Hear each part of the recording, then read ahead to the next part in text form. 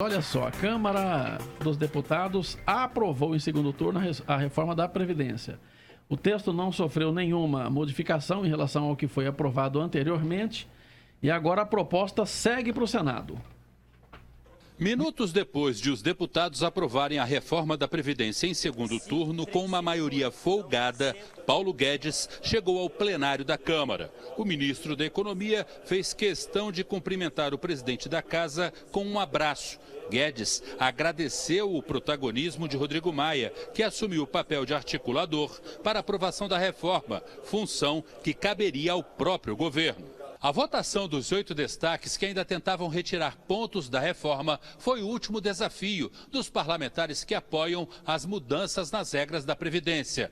Para cada destaque, o governo precisava obter pelo menos 308 votos. Já era madrugada quando o texto base foi aprovado em segundo turno por 370 votos a 124. Na tarde desta quarta-feira, os deputados se reuniram para votar 8 destaques, sendo 7 da oposição. Um deles, do PDT, pretendia retirar a exigência de pedágio de 100% do tempo de contribuição que faltar para alcançar o mínimo exigido, de 30 anos para mulheres e 35 para homens. Por exemplo, se faltar 4 anos, o trabalhador terá que contribuir por mais 8 anos. Outro destaque do PCdoB queria derrubar a regra que autoriza o pagamento de pensão por morte inferior a um salário mínimo. Por ampla maioria, os deputados praticamente carimbaram o que já havia sido aprovado no primeiro turno. A reforma que sai da Câmara mantém a economia prevista pelo governo de 933 bilhões de reais em 10 anos. No início da tramitação da proposta, a economia prevista era de aproximadamente 1 trilhão e 200 bilhões de reais. Muito bem, houve lá um certo ranger de dentes dos partidos, né, de esquerda, basicamente, que estavam querendo emplacar um daqueles 8 destaques lá que foram negados pelo plenário. Olha, eu acho que lá no Senado não vai ter muita mudança, não vai ter muita coisa diferente não. Dizem que o ambiente no Senado é mais favorável ao governo em relação a essa reforma da Previdência do que propriamente na Câmara dos Deputados, né, Zezé? Inclusive foi feita aí, enquanto tramitava na Câmara, já era acordado alguma coisa com o Senado, de maneira que o texto chegasse lá, né, na Câmara Alta e não fosse modificado. Por quê? Porque se for modificado, aí tem que voltar para a Câmara e começa tudo de novo. Não, ninguém merece, né?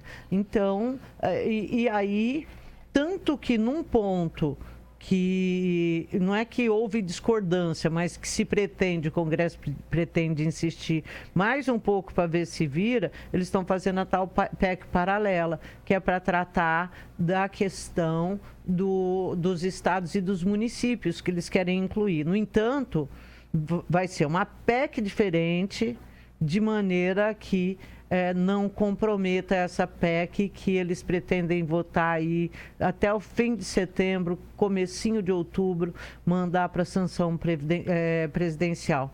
Thanks God, gente, porque olha que luta, hein? Que luta!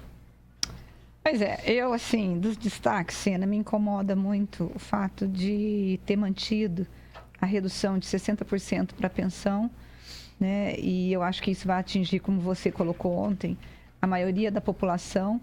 Então, me irrita demais você saber que uma pessoa pode ter, apesar de ter pago a contribuição, ter contribuído com o INSS, ela pode ter reduzido a tua pensão em 60%.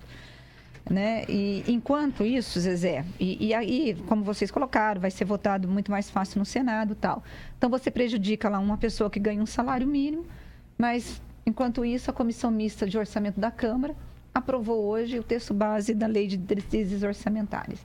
E dentro desse texto, Sena, foi mantido o chamado fundão eleitoral, que dispõe 3 bilhões e 700 milhões de reais para o ano que vem para os partidos políticos. Então, essas coisas me irritam, entende, Zezé? Eu defendo a reforma, eu defendo, Sena, mas eu acho que tem que ser justa. E isso não foi justo. Então, você tem dinheiro para sustentar os partidos políticos, mas você não tem dinheiro para pagar uma pensão para quem precisa. Isso eu sou bem contra também. Essa graninha... A questão, gente, é que fez-se aquela loucura do financiamento público de campanha. O erro vem daí. Optou-se por esse modelo. Isso, né? E agora eu digo uma coisa para vocês: daqui umas 3 eleições nós vamos estar aí com 10 bi de fundo eleitoral, porque é um saco sem fundo esse povo. Porque se fossem políticos nos quais a gente pudesse confiar, é uma coisa. Mas são pessoas que tudo que eles puderem tirar, eles tiram. E muitas vezes para enfiar no próprio bolso. E é isso. E especialmente num período que já se conseguiu provar de que não há necessidade dessa grana toda. Né? Que com redes sociais a custo quase que zero, a pessoa, se tiver um histórico bom, ele pode convencer o eleitor em votar nele, né? Tem muita gente, boa parte de parlamentares... Presidente que o diga, né? O próprio presidente, boa parte dos parlamentares também eleitos na última gestão, não gastaram grana assim e acabaram conseguindo arregimentar bastante voto. Então... E o pior que eu acho, Sena, é que eu não sei se essa grana não é um gasto inútil. Com certeza. Porque não vai fazer o papel que fez um dia. Ninguém assiste, ninguém quer saber desse E mais que isso, gente, esse dinheiro nem sempre é gasto para poder fazer aquilo que é destinado. O que nós vemos é muitos presidentes de partidos utilizando o dinheiro para poder alugar helicóptero, para poder pagar comida, para poder comprar roupinhas. Então... E a fiscalização também é... Nada. Muito fraca, né, da Justiça Eleitoral.